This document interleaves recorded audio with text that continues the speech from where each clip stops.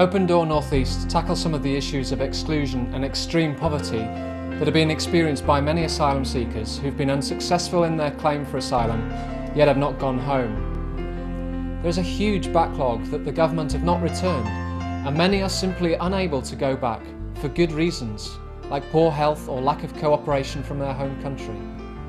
However, there's very little reasonable support available to those in this situation, and they're not allowed to work, which forces many into the informal and illegal economies, making them very vulnerable to exploitation of many kinds.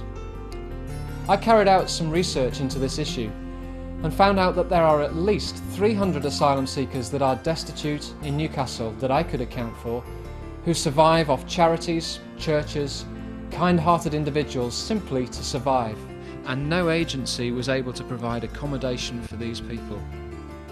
And before I get at the house, it's no good, and because sleeping on the park and sleeping inside the car and very cold outside, and no you cannot change and clothes and t-shirt whatever.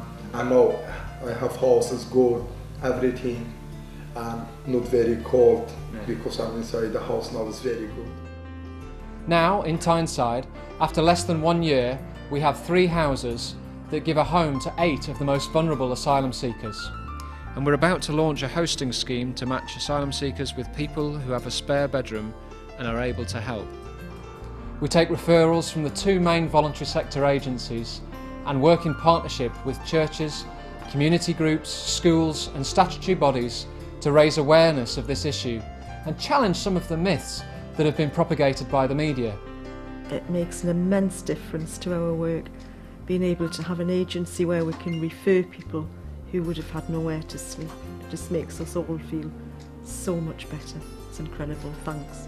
We run free English language classes for those that cannot access this anywhere else, and have gathered many volunteers to help, so that we're not only helping their English, but providing a supportive and caring environment and something constructive to do during the day.